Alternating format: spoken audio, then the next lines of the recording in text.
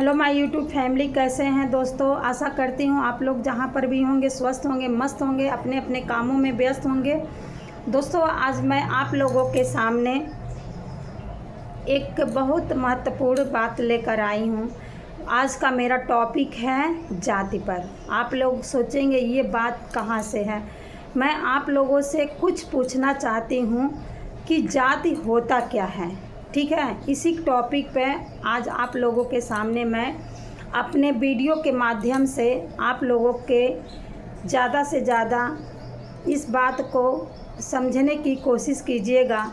और मेरी वीडियो अच्छी लगे तो लाइक, कमेंट और मेरे चैनल को सब्सक्राइब कीजिएगा। सबसे पहले तो आप बताइए दोस्तों, जात क्या होता है। ये जात बनाया कौन है।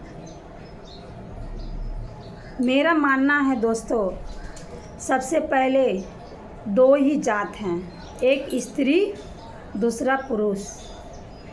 स्त्री पुरुष से ही मिलकर दुनिया का निर्माण हुआ है। अगर ये दो नहीं होते तो दुनिया में कोई निर्माण नहीं होता, कोई वंश आगे नहीं चलता। तो फिर जात आया कहाँ से। एक स्त्री और एक पुरुष दोनों मिलकर ही जात का निर्माण करते हैं।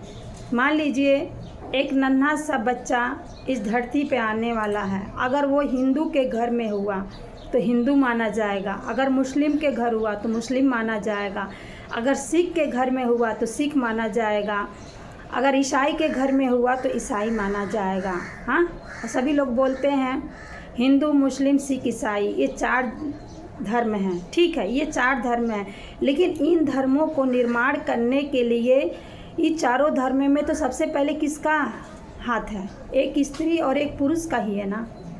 तो एक स्त्री एक पुरुष ही मिलकर दुनिया का निर्माण किए हैं, वंश को आगे चलाए हैं।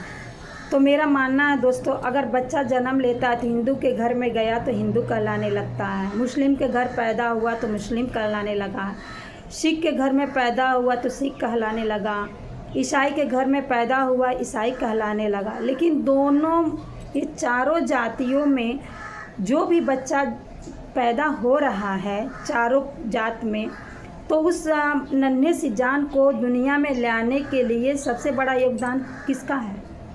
चाहे वो हिंदू हो या मुस्लिम हो, सिख हो या ईसाई हो, ये चारों जाति में जो कोई भी जाति हो उसमें एक औरत और एक पुरुष का ही ये योगदान है ना। ये दोनों के मिलने से ही तो संतान की उत्पत्ति होती है। अगर इन दोनों में से कोई किसी एक में भी खराबी हो जाए तो सोचिए धरती पे कोई वंश संभव है क्या।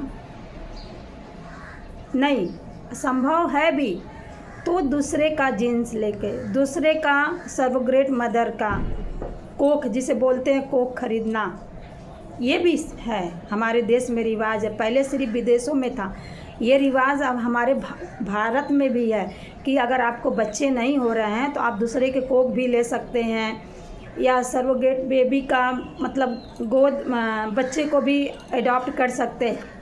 कई तरह से हैं, लेकिन फिर भी किसी के बच्चे को अगर आप गोद लेते हैं या अपने किसी कोख का मतलब वो बोलते हैं ना किराए पे घर लेना, तो फिर भी किसी औरत का तो यूज हो रहा है कि नहीं हो रहा है। इस समय किसी भी औरत का यूज हो रहा है ना। तो इसीलिए मेरा मानना है दोस्तों, कोई जाति नहीं, कोई धर्म नहीं।